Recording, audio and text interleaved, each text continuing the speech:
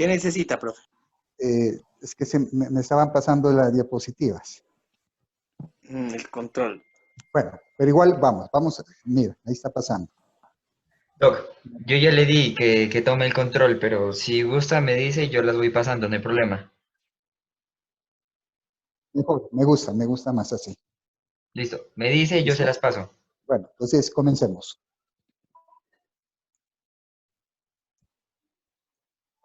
¿Listo? Entonces, les hablaba que hace unos años atrás, cuando apenas estábamos impulsando en el conocimiento del HIV y el embarazo, siempre pensábamos que la transmisión vertical era mucho mayor durante el embarazo. Y se hablaba que si la paciente no se empezaba un tratamiento antirretroviral antes de las 14 semanas, probablemente la transmisión era más del 50%. Hoy en día, prácticamente, ya conocemos y podemos identificar a la paciente de alto riesgo y a la gestante de bajo riesgo.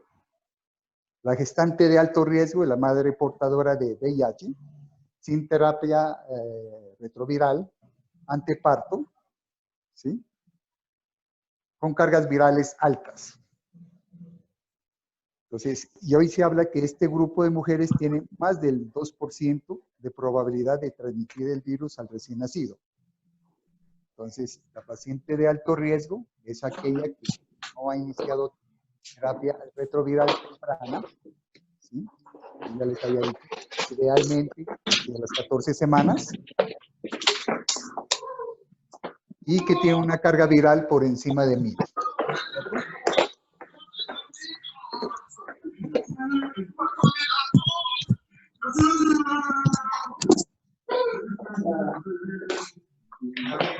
No la paso. Y la gestante de bajo riesgo es aquella madre portadora de VIH que ha recibido tempranamente, a partir más o menos de las 14 semanas, una terapia antirretroviral, y en el momento del parto, la carga viral está por debajo de 1000.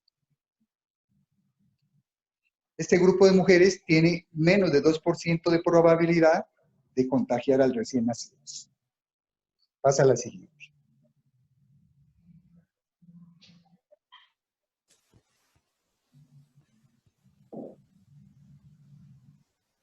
Entonces, prácticamente en estas pacientes lo importante es empezar un manejo retroviral temprano. Ya les había dicho, idealmente a partir de las 14 semanas, durante todo el embarazo, y darle un manejo especial en el momento de desembarazar. Entonces, si vamos a elegir la vía del parto, anteriormente considerábamos que todas las pacientes portadoras de VIH deberían realizarse cesárea, ¿sí? Hoy en día hay condiciones especiales donde realmente tenemos unas pacientes que puede dárseles vía vaginal, parto vaginal. Entonces, los escenarios que vemos para el manejo intraparto son mujer en el tercer trimestre, entonces después de las 37 semanas, con antecedentes de manejo retroviral. Si esta paciente en el tercer trimestre tiene una carga viral desconocida o mayor de 1000 copias, se debe realizarse el cesárea. El momento ideal para realizar la cesárea es más o menos a las 38 semanas, sin que inicie trabajo de parto, porque en ellas lo que se evita es que inicie trabajo de parto. ¿De acuerdo?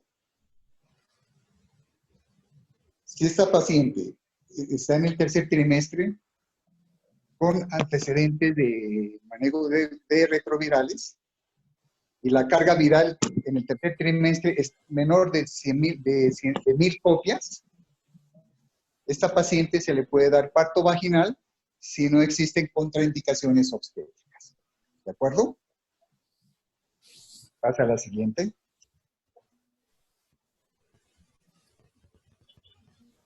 Pasa a la siguiente.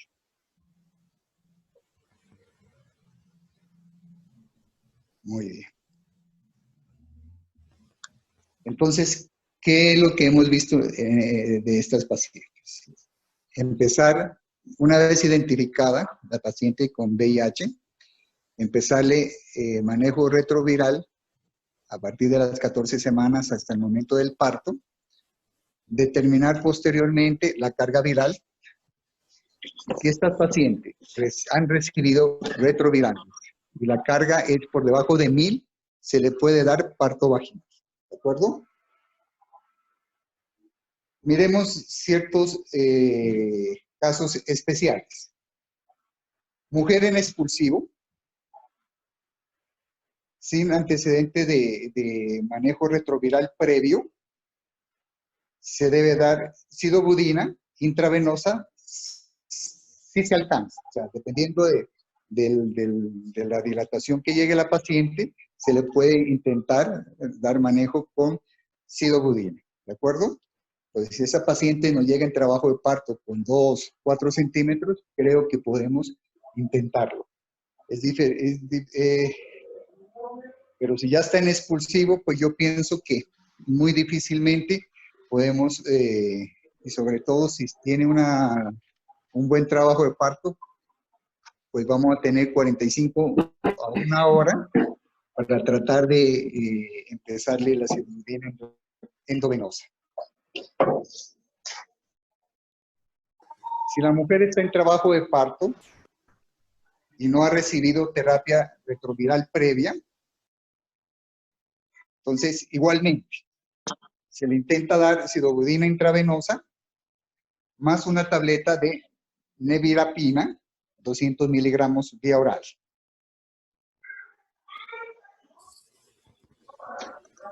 El otro caso especial es la mujer en trabajo de parto, quien ha recibido terapia retroviral previa,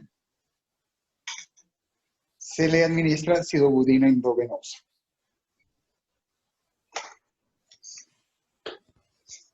La mujer con ruptura de membranas, que ha recibido terapia retroviral previa, se le debe administrar sidobudina endovenosa y procurar desembarazarla antes de 4 horas después de la ruptura.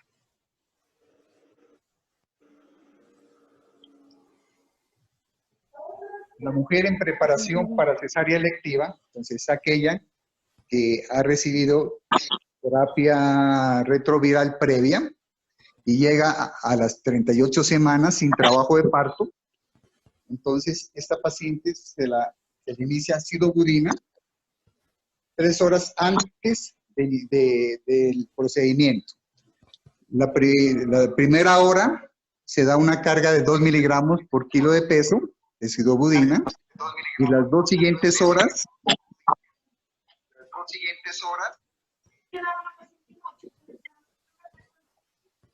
pero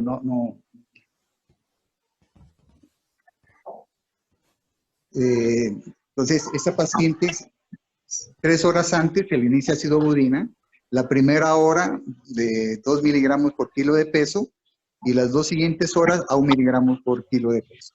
¿De acuerdo? Hasta la siguiente.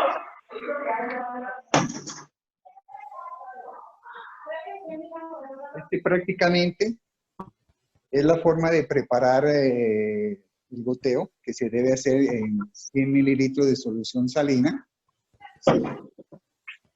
dependiendo del peso de la paciente.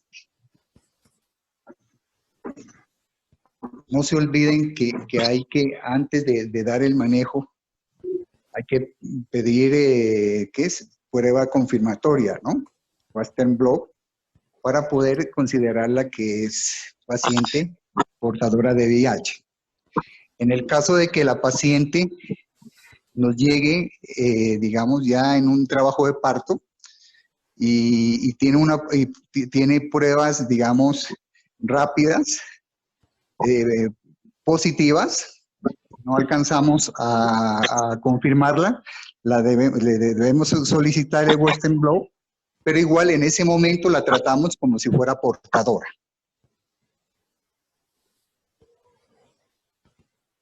¿Tienen alguna pregunta?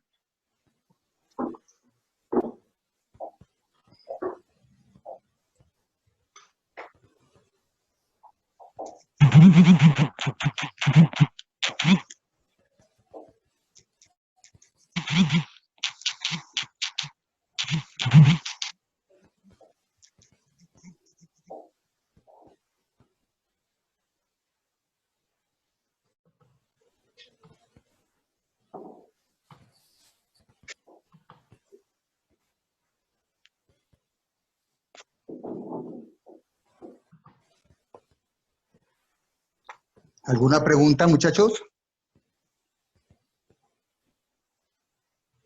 No, doctor.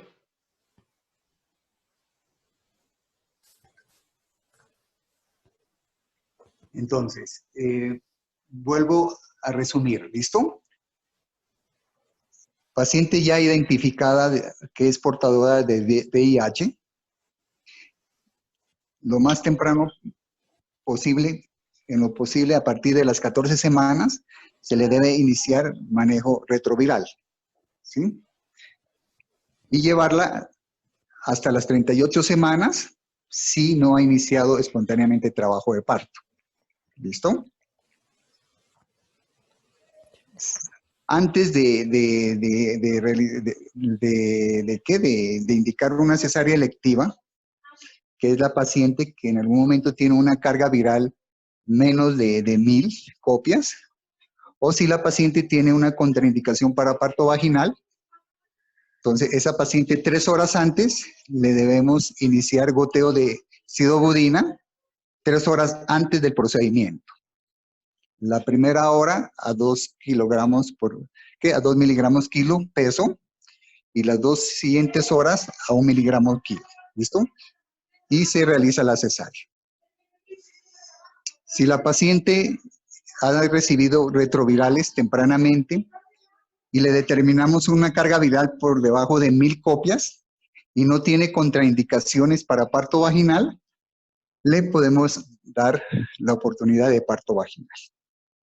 Prácticamente eso es lo que se maneja en este momento. ¿Listo?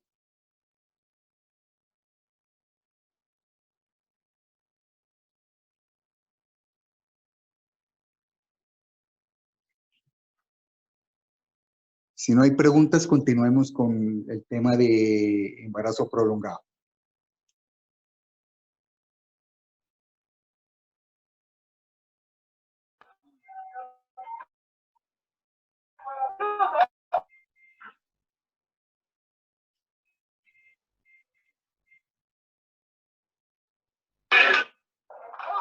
Pongo las otras diapositivas, doc. Hola. Pongo las otras diapos de embarazo Sí, prolongado. embarazo prolongado. ¿Pero sí están escuchando? Sí, doc, sí lo estamos escuchando. Sí. Ah, bueno, listo.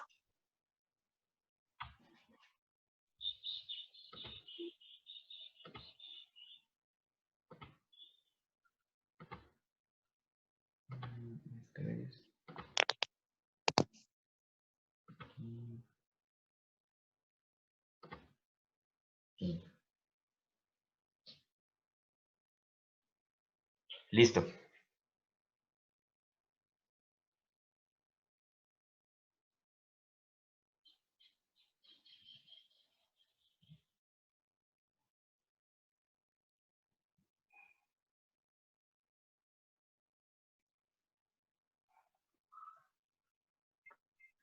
Ahí sí se miran las diapos, doc. No. Ah, ya sé.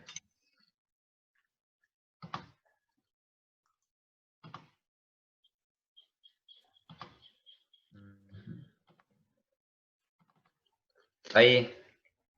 Ahí sí. Listo. Correcto.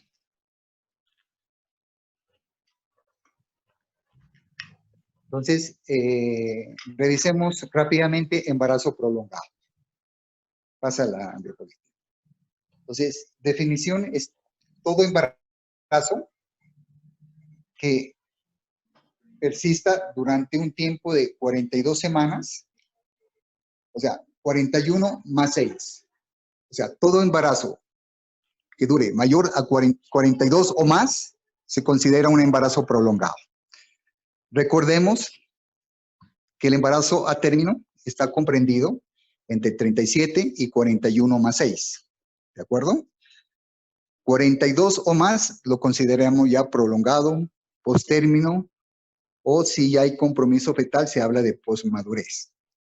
No nos confundamos con los diagnósticos o con los conceptos de parto posfechado o parto postdatal, ¿sí? Entonces, prácticamente la definición de embarazo prolongado es la que les dije.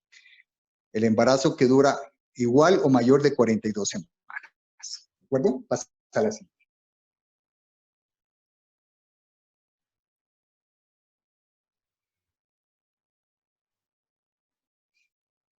Este simplemente le coloco pues para que no lo tengan muy en cuenta, el embarazo postfechado. ¿Listo? Pase a la siguiente.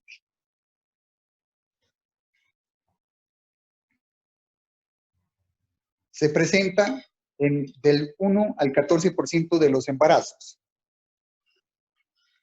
La mayoría de eso es por error en la fecha de última menstruación. Mire que por FUN más o menos se presenta en el 11%.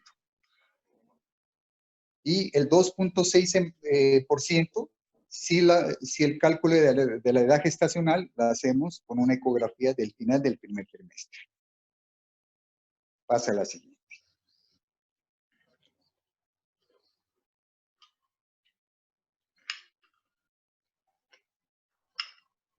Bueno, veamos rápidamente la etiología.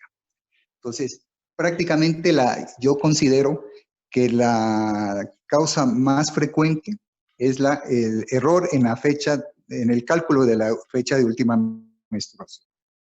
Entonces, no olvidemos que para calcular la fecha de última menstruación debemos tener ciertas condiciones, entre esas que el ciclo sea regular, que la paciente no esté planificando, ¿sí? Y que lo más primordial es que conozca por lo menos 3 o 4 ciclos hacia atrás la fecha exacta, que generalmente ninguna de las mujeres la tienen en cuenta. Entonces, por eso yo siempre considero que la FUN en la mayoría de casos no es confiable, ¿sí? Por eso es que tenemos que idealmente buscar siempre o corroborarla con la ecografía del final del primer trimestre. No es la del primer trimestre, porque 2, 4, 6 semanas es primer trimestre. Pero esa edad muy temprana también tiene fallas. Entonces, siempre buscar al final, 10, 11, 12 semanas. Hoy en día, en la mayoría de las pacientes le estamos solicitando el tamizaje genético, que eso lo hace entre las 2 y 14 semanas. Yo pienso que esa ecografía la debemos aprovechar, ¿sí? Para también hacer el cálculo de la edad gestacional. Otro problema es el defecto en algún tejido fetal. Se ha visto que hay alteraciones en el cerebro fetal, en la hipófisis y glándulas adrenales, puede llevar a que el embarazo se pueda llevar a mayor de 42 semanas. ¿Listo? Pasa a la siguiente. Alteraciones en la placenta. Estas ya enumeran prácticamente alteraciones propias que pueden llevar, ¿no? Como por ejemplo alteraciones en la maduración cerebral tardía, alteraciones en el hipotálamo, hipófisis y glándulas adrenales. Igual, eso lo pueden leer. Pasa a la siguiente. Alteraciones en la placenta, como la deficiencia de sulfatasa placentaria, la disminución de la producción de estrógenos, falla en la maduración cervical, dificultad para la inducción del trabajo de parto. El estado de las membranas fetales decidua. Pasa a la siguiente.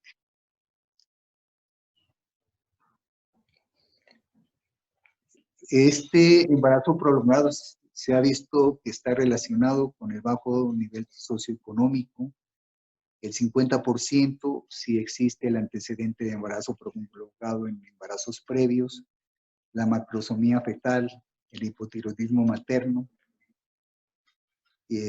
la preeclampsia está relacionada y se presenta frecuentemente más en raza blanca.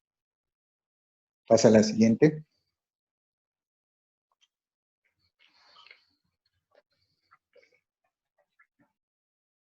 Entonces, los cambios fisiológicos del embarazo prolongado, ¿qué vamos a observar? Prácticamente el líquido amniótico, lo que es la placenta, lo que es el peso fetal. Entonces, en cuanto al líquido amniótico, se dice que más o menos el líquido amniótico se produce hasta las 36, 37 semanas y de ahí comienza a disminuir. Hay que tener en cuenta que estos valores que yo hablo aquí de 400 cc, de 480, generalmente son centímetros, no es el ILA, que esa es otra forma de evaluar el líquido amniótico. Pásala así.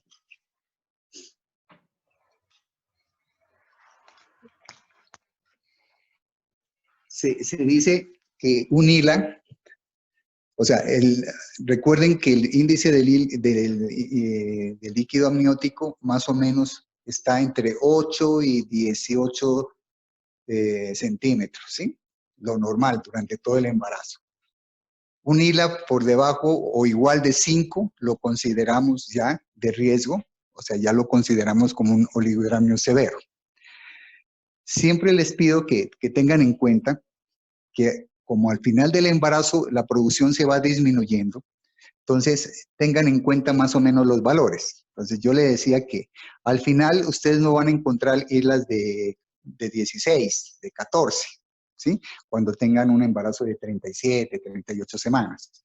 Generalmente ustedes les van a encontrar 10 o 8, ¿sí?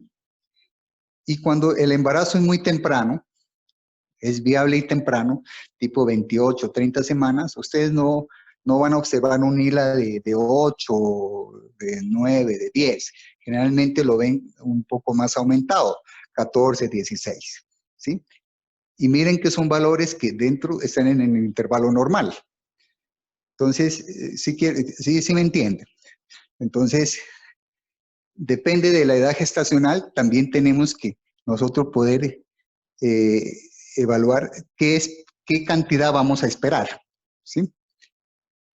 De todas maneras, lo conceptual que quiero que tengan en cuenta es que un UNILA por debajo de 5 ya consideramos que es un índice que tiene riesgo para el trabajo del parto. Pasen la siguiente.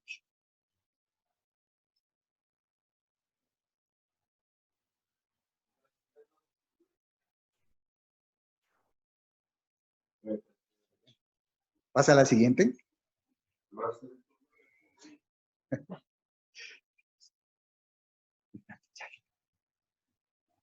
Aquí hablábamos del índice del líquido amniótico. Entonces, ¿cuál es el problema de tener un índice menor de 5? Hay mayor riesgo de comprensión del cordón, hay mayor riesgo de que el feto venga comprometido, se pueda meconear, el feto se pueda broncoaspirar, haga sufrimiento fetal. Entonces, para evitar todas estas posibles complicaciones, generalmente estas pacientes que tienen un oligohidramnios, indicamos cesárea, la interrupción por vía alta. Tienen que tener en cuenta cuando yo hablo de oligohidramnios y cuando yo hablo de un líquido disminuido por ruptura de membranas. Cuando hay ruptura de membranas, prácticamente las complicaciones son otras, como las vimos, ¿sí? Que son las infecciones y dependiendo de la edad gestacional, la prematurez y la infección en el feto, ¿de acuerdo? Pero cuando yo hablo de oligohidramnios, ¿sí? En lo posible, no relacionarlo por la ruptura de membranas, ¿sí? El oligohidramnio como tal tiene otra implicación, tiene probablemente una implicación más de compromiso fetal. Entonces, lo que quiero que me entienda es que si una paciente rompió membranas y tiene un ILA de 5, esa paciente no la van a llevar a cesárea, ¿sí? Porque rompió membranas. Y si tiene condiciones para tener un parto vaginal, le van a dar parto vaginal. Y se acuerdan que yo les hablaba que en la rotura, en lo posible, darle parto vía vaginal. El oligohidramnio tiene otra implicación, ¿ya? Ya una implicación donde consideramos que el feto ya viene comprometido. Pasa a la siguiente.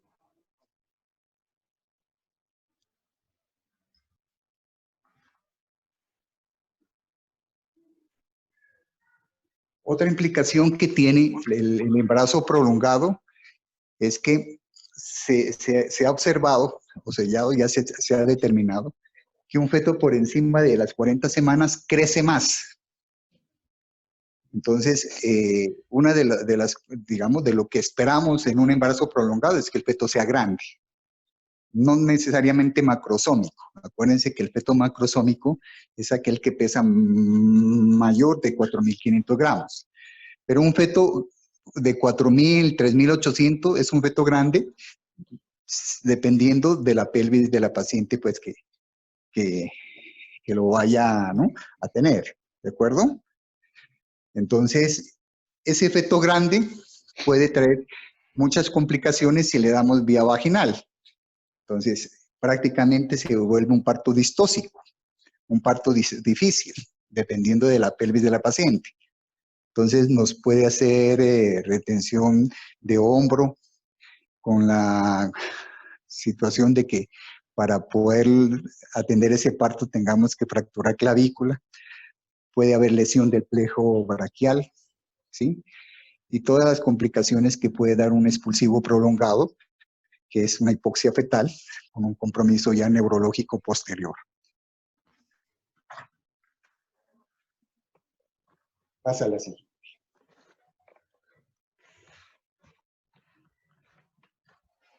Entonces miren que eso del feto yo siempre les pido,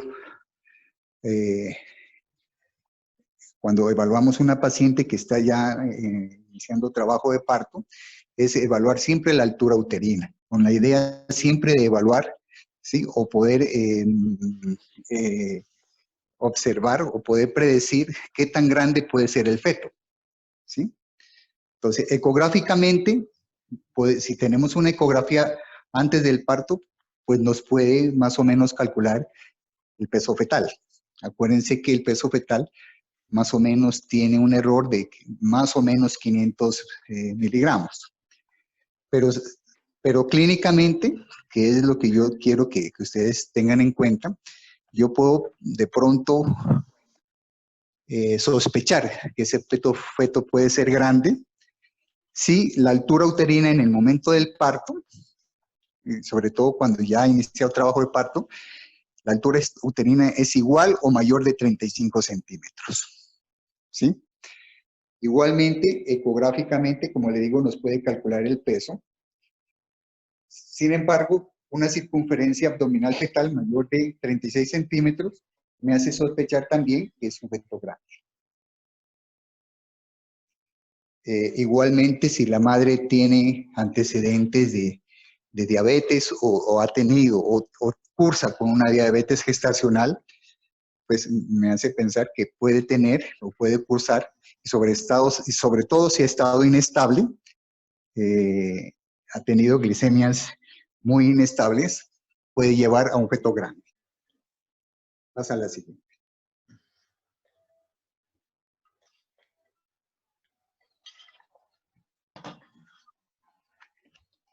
Dicen que los embarazos prolongados, la tercera parte, pueden presentar sufrimiento fetal. Ya les he dicho por qué. Entonces, el peso fetal, se habla de que la placenta, prácticamente después del tercer, o sea, placenta del tercer trimestre, ya los cotiledones se pueden calcificar y prácticamente la placenta se vuelve insuficiente, ¿sí?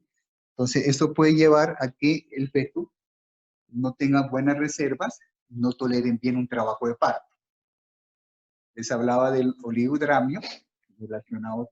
¿Por qué pueden hacer estos niños sufrimiento fetal? Prácticamente con poco líquido, el compromiso, el sufrimiento, puede ser que el feto se meconie y se pueda broncoaspirar. Todas esas alteraciones la podemos en algún momento poder sospechar cuando hay alteraciones en la frecuencia cardíaca fetal. Las bien conocidas desaceleraciones, que prácticamente, que si son un DIP2, ya las vamos a ver posteriormente en alguna clase, que son las que mayor nos predicen que hay un compromiso neurológico fetal. Pasa a la siguiente.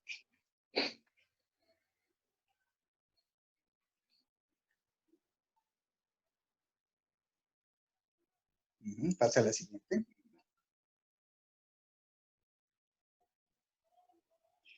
Les hablaba que después de las 42 semanas, pues consideramos un embarazo prolongado o post-término.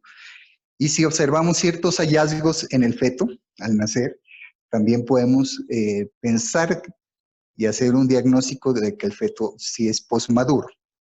Entonces, prácticamente hay un estadio 1 donde el feto ya está meconiado, pero es un líquido amniótico claro, más o menos un tipo 1-2.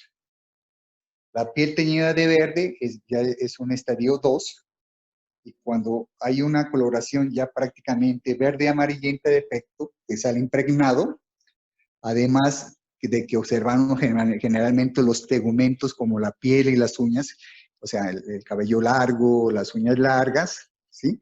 Y prácticamente nos da el aspecto de un fetico viejito, ¿no? Entonces, podemos sospechar que es un feto postmaduro. Pasa a la siguiente.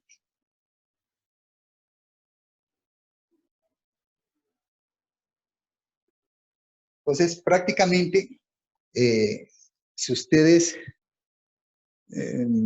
o cuando ya miremos en nuestra práctica, vamos a observar que prácticamente el embarazo prolongado, la incidencia es muy baja. Yo prácticamente sí lo consideraría entre 1.1 a unos 3-5%, ¿sí? Porque hoy prácticamente ya los cálculos de la edad gestacional generalmente no nos basamos tanto con la fecha de última menstruación, que es la que nos puede llevar a una incidencia mayor, sino que ya lo hacemos con ecografías del final del primer trimestre y que la podemos colaborar en últimas con una ecografía confiable, ¿sí? Pasa a la siguiente. Entonces, podemos hacer un diagnóstico más temprano y más exacto de la edad gestacional. Bueno, hay varias escuelas. Unas escuelas que esperan de que, o cuando, si la paciente llega a las 40 semanas, 40 más 5, ¿no? Que yo decía que son los 9 meses. Si estas pacientes llegan a las 40 semanas y no ha iniciado actividad uterina, se evalúa el bienestar fetal del feto, y si la mamá tiene condiciones para parto vaginal, se inicia una maduración cervical e inducimos el trabajo de parto. ¿De acuerdo? Generalmente nuestras escuelas, sobre todo aquí en Nariño, es esa, físico-fetal, que es la única forma de evaluar el bienestar fetal. La ecografía convencional no nos evalúa el bienestar fetal. Acuérdense que para evaluar el perfil biofísico nos evalúan 5 parámetros, que es el tono fetal, los movimientos fetales, los movimientos respiratorios, la reactividad a los movimientos fetales y el índice de líquido amniótico, ¿sí? Entonces, es la única forma de poder evaluar el bienestar fetal. Yo les digo a ustedes, el hecho de auscultar una fetocardia y poderla, digamos, y poder saber que existe, lo único que nos está garantizando es que el feto esté vivo, no que esté bien. De hecho, dentro de las únicas indicaciones de solicitar un perfil biofísico es la disminución de los movimientos fetales. Entonces, en el caso de que llegue una paciente en el primer nivel, que van a estar ustedes trabajando, con 32 semanas, y el motivo de consulta es que nota que hay disminución de los movimientos fetales, lo primero que uno hace es auscultar fetocardia y le va a decir, no, sí está todo bien, mentira. Esa paciente deben pedirle un perfil biofísico, ¿de acuerdo? Si esa paciente que vamos a inducir de 40 semanas, previamente debemos evaluar las condiciones que puede tener el feto. Entonces, esas pacientes debe evaluarse el perfil biofísico. Mire que ganamos mucho no pidiéndole ecografía, sino pidiéndole un perfil biofísico. ¿Por qué? Porque vamos a evaluar el bienestar fetal. Entonces, si el feto está en condiciones para poderlo yo inducir ese parto. Y dos, porque en ese perfil biofísico me va a evaluar el índice de líquido amniótico. Entonces, si el índice está normal, por encima de 5, ¿sí? Y el resto de parámetros está normal, yo puedo estar un poco más tranquilo de que puedo inducirla sin ninguna complicación. ¿De acuerdo? Pasa a la siguiente.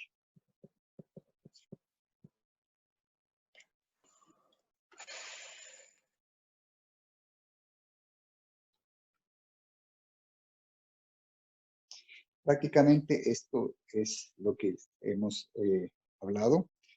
Entonces, para el manejo de la paciente con embarazo prolongado, hacer un diagnóstico correcto, evitar los riesgos fetales y la morbilidad materna.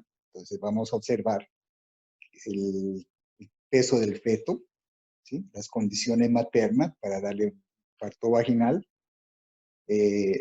cómo vamos a terminar el embarazo. Lo que yo le decía, le damos vía vaginal o la operamos. Y la oportunidad y la evaluación oportuna del estado fetal y las condiciones maternas. Entonces, de las condiciones fetales, con un perfil biofísico fetal, acuérdense que el monitoreo fetal es parte del perfil biofísico fetal. Es el otro parámetro donde yo digo observar si el feto está reactivo, ¿sí? Entonces, simplemente que nosotros por condiciones de facturar, los dividimos. Entonces, pedimos perfil biofísico y hacemos monitorización, ¿de acuerdo? Pero el monitoreo fetal, solamente cuando hacemos monitoreo fetal, no es para ver si la paciente tiene actividad uterina, no, es parte para poder evaluar cómo está el feto, bienestar fetal, ¿listo? Y existe un perfil biofísico modificado donde nos evalúa prácticamente el ILA más el monitoreo fetal. Hacemos la siguiente.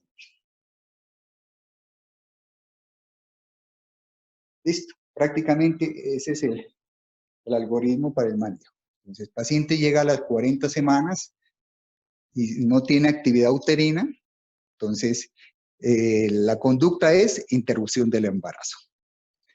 ¿De acuerdo?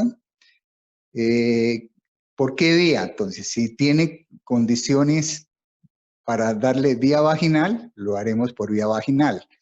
Si hay contraindicaciones para darle vía vaginal, si la pelvis no es favorable, si encontramos después de evaluar el perfil biofísico, que les decía que para inducir, o sea, si nos llega la paciente con 40 semanas, entonces primero debemos evaluar, digamos, las condiciones maternas. En las condiciones maternas, pues que no existe patología asociada, hipertensión, diabetes, en fin, ¿sí? Y si tiene una buena pelvis. Condiciones fetales, si ese feto está en buenas condiciones, y entre eso, mirar si el índice de líquido amniótico es normal, no tiene un ILA igual o menor de 5 centímetros, ¿de acuerdo? Si esa paciente va por vía vaginal, hacemos maduración cervical e inducción. Generalmente la maduración cervical, dependiendo del lugar donde ustedes vayan a trabajar, aunque esto simplemente es información, porque ustedes no van a hacer, o sea, ustedes lo único que van a hacer es identificar la paciente con 40 semanas y si no ha iniciado actividad uterina, remitirla a un tercer nivel, donde en el tercer nivel sí la podemos inducir. Le podemos colocar prostaglandinas para morar el cuello o lo podemos hacer con oxitocina, ¿de acuerdo? O en últimas, interrumpirla por vía alta. Entonces, no vayan a hacer cosas del otro mundo, simplemente lo que nosotros queremos es que nos identifiquen esa paciente que puede ser de alto riesgo, ¿de acuerdo? Pasa a la siguiente.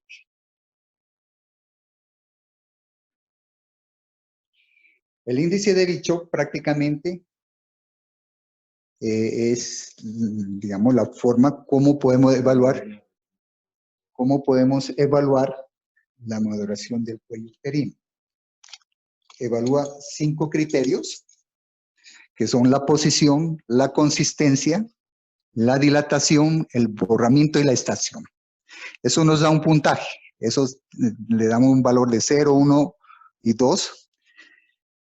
si tiene ese índice de Bichot, nos evalúa el cuello, si tiene un valor por encima de 8, podemos considerar que más o menos tiene más del 80% en éxito en la inducción. Eso es lo que nosotros llamamos que son cuellos favorables. Y si tiene un valor menor, pues prácticamente la respuesta a la inducción es muy baja. Entonces, como cuando hoy ya con un poco más de experiencia, nosotros decimos que la paciente tiene 40 semanas y es un Bichot desfavorable, la interrumpimos por vía alta. ¿De acuerdo? Pasa a la siguiente.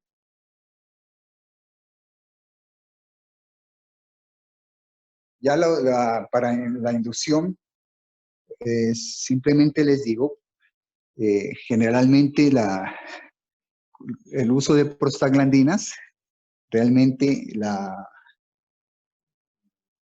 ¿qué se llama? Se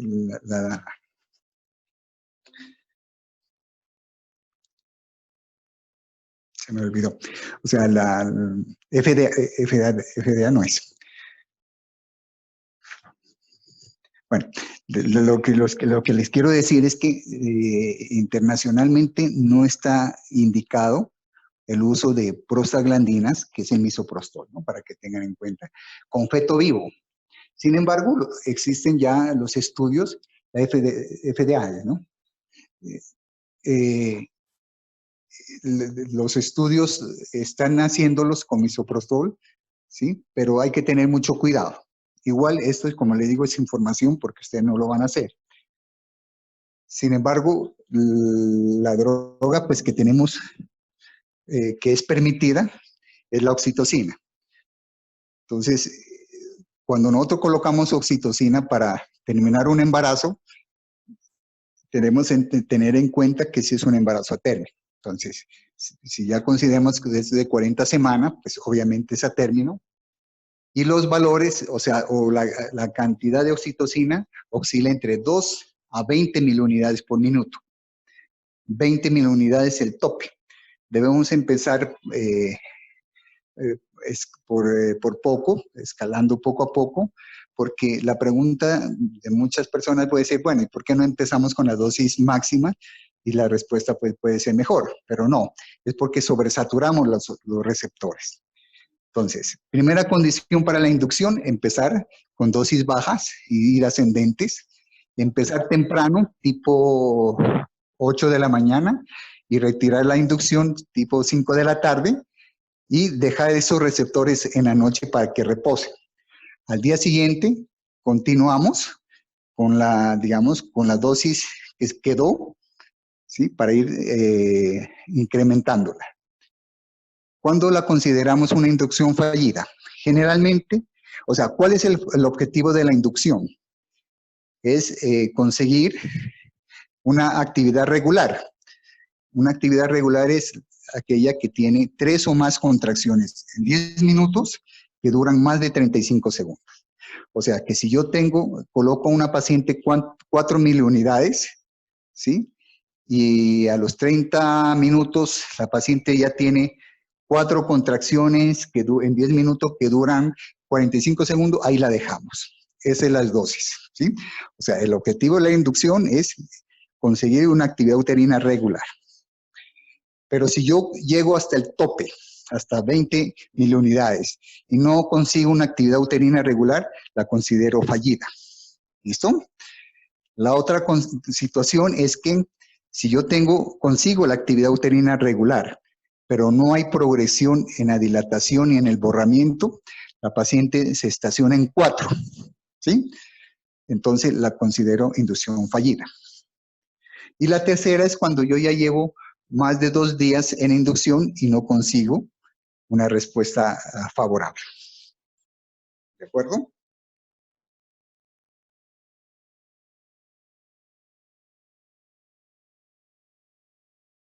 Aquí nos habla de la oxitocina, la prostaglandina, ya hemos hablado, y las maniobras mecánicas, que generalmente es la amnioresis. La amnioresis es es dilatar, o sea, cuando ustedes van a tactar es como cuando separamos las membranas digamos, de la parte lateral del cuello. Eso es una amniorexia. Y la amniotomía es cuando rompemos las membranas. Entonces, estos son procedimientos más mecánicos, ¿de acuerdo? Entonces, farmacológicos y mecánicos. Pasa a la siguiente.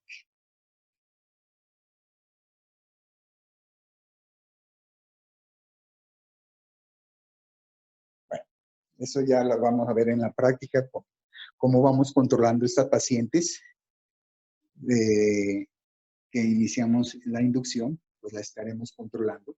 Acuérdense que la inducción no es un procedimiento inocuo, ¿no? Tiene complicaciones. Las complicaciones pueden ser que haga una taquicistolia y haga un abrucio de placenta, que haga ruptura de membranas y en lo peor, que haya una ruptura uterina, ¿sí? Entonces, siempre hay que estar monitorizando a la paciente con signos vitales, mirándole la actividad uterina y sobre todo también la fetocardia para ver que si el feto se está comprometiendo, si se está comportando bien. Pasa a la siguiente.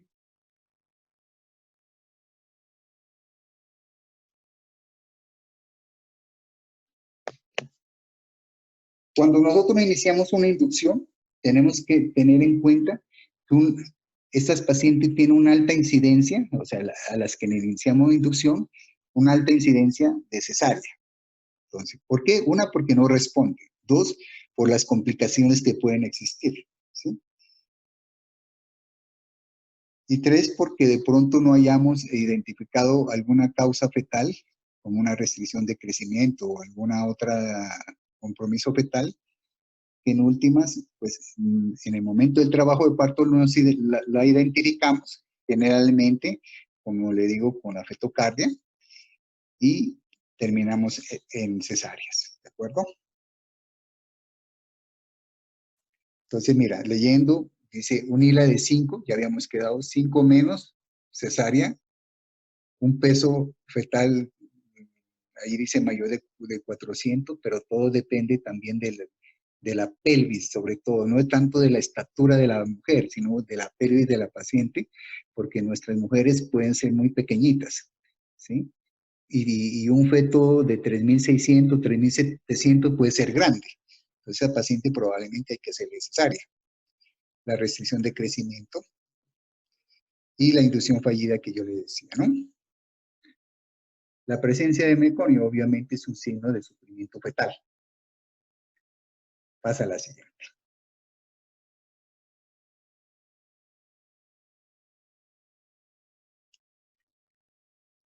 Muy bien, muchachos. ¿Tienen alguna pregunta?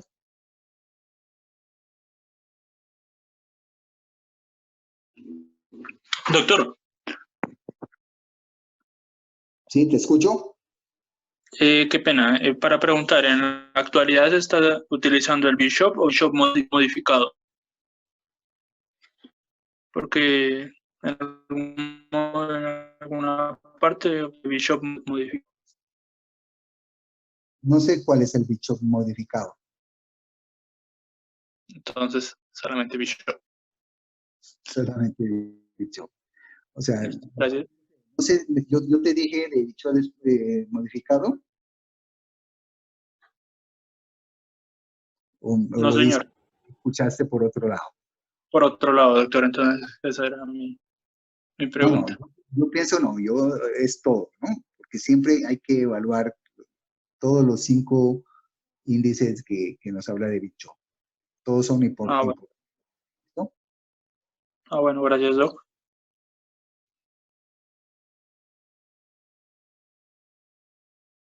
Otra pregunta.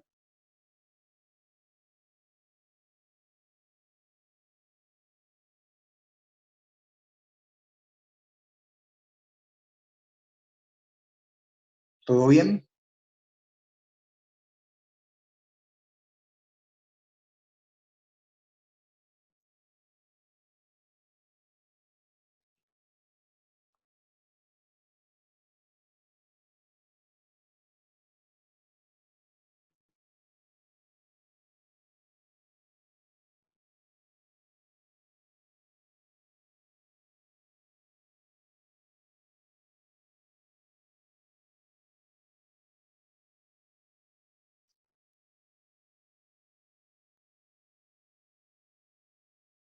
Bueno, muchachos, entonces les agradezco mucho.